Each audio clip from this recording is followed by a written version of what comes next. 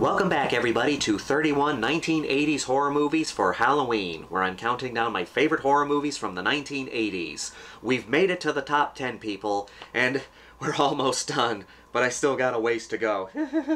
I've been here for a long time, and I do apologize if I'm getting a little loopy, but hey, we're having a good time, right? At number 10, we have my favorite werewolf movie of all time, The Howling.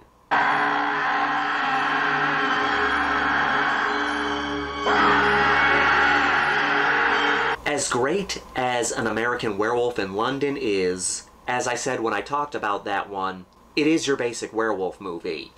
The Howling is a unique werewolf movie. It does not tell your typical werewolf story, because in this case we're dealing with a colony of werewolves. Not just a colony of werewolves, but a colony of werewolves that is okay with the fact that they're werewolves.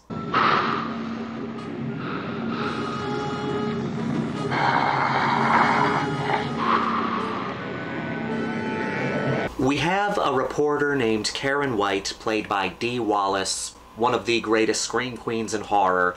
She's being stalked by a serial killer named Eddie Fisk. So the movie begins with her putting a wire on and agreeing to meet with Eddie Fisk so that the police can capture him. Long story short, everything goes sideways and Eddie Fisk ends up getting murdered. But Dee Wallace sees something before Eddie Fisk dies, and she suppresses that. Turn around now, Karen. I want to give you something.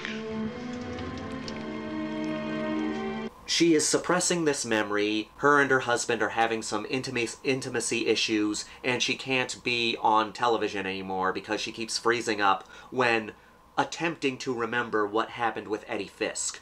So her psychiatrist sends her to this place called the Colony, which is essentially sort of a campground for people with issues, and they go there to deal with their therapies and stuff like that, but it turns out to be a colony of werewolves. I love the werewolf designs in this. Again, simple and effective, and menacing as hell. They're these really tall werewolves. They walk on two legs, they have these claws, they have these teeth. What I love about the werewolves in The Howling is when you see them, they look like something that's going to rip your face off in a few seconds. Terry? And the thing I love about The Howling is it doesn't go with Hollywood movie lore, it goes with traditional movie lore. The fun fact about the legend and the story of certain monsters is what we see in Hollywood is not how these mythical creatures used to be. For example, vampires. Original vampire lore, vampires did not die in sunlight. That was something that was created when movies came out. Nosferatu was the first time a vampire ever died in sunlight. And in old werewolf lore, traditional werewolf lore, a werewolf did not need a full moon in order to change. They could essentially change whenever they wanted. We'll find out if any of Eddie's killings were on a full moon. Hey, that's a lot of Hollywood baloney. Your classic werewolf could change shape anytime it wants, day or night, whenever it takes a notion to. That's why I call them shapeshifters. I got a dozen books on it. So, Joe Dante, who directed The Howling, one of the most underrated horror directors out there, took the old traditional werewolf folklore and put it in his movie. And it makes it a more unique werewolf movie. They took elements from werewolf lore, from traditional werewolf lore and Hollywood werewolf lore, and mixed them together to make for a more unique werewolf movie. Now, people talk about how great the transformations are in American Werewolf in London, and they are. I will not deny that American Werewolf in London had the better transformations, but the transformations in The Howling are fantastic as well. Here's a fun fact for you. Rick Baker was originally doing the effects work for The Howling, but then he got called by John Landis, because he had agreed to do the effects work for John Landis's werewolf movie, and then John Landis decided to make his movie, so he went over to do the effects work for American Werewolf in London, and the effects work for The Howling was taken over by Rob Bottin, the guy who did the effects work for The Thing.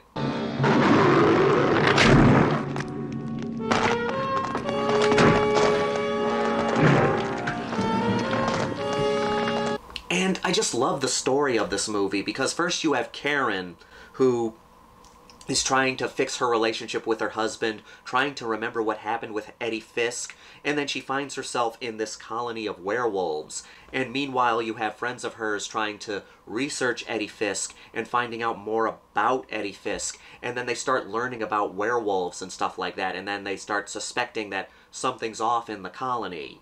And like I said when I talked about American Werewolf in London, in most werewolf movies, the werewolves are victims. The people who become werewolves are victims. But in The Howling, the werewolves are not victims. They're very happy with the fact that they're werewolves.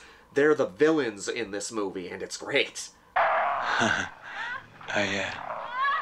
Listen to this part here. Crazy. Oh, I'm much more than that, bright boy.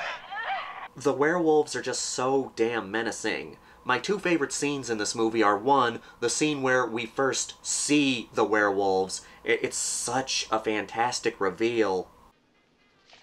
Oh, Christopher. It's Eddie. Christ.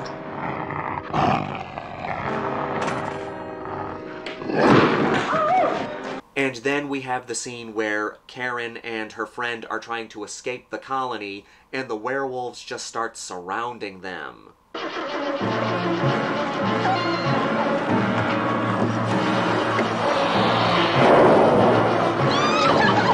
There's a scene where two people are having sex, and while they're having sex, they transform into werewolves. And you've never seen anything like that in other werewolf movies. That's just another thing that helps this movie stand out.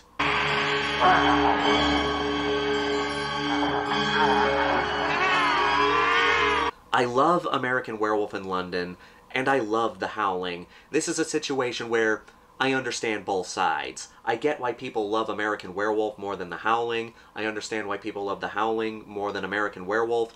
They're both great movies, but when it comes down to it, if I had to pick my favorite werewolf movie, it would be The Howling.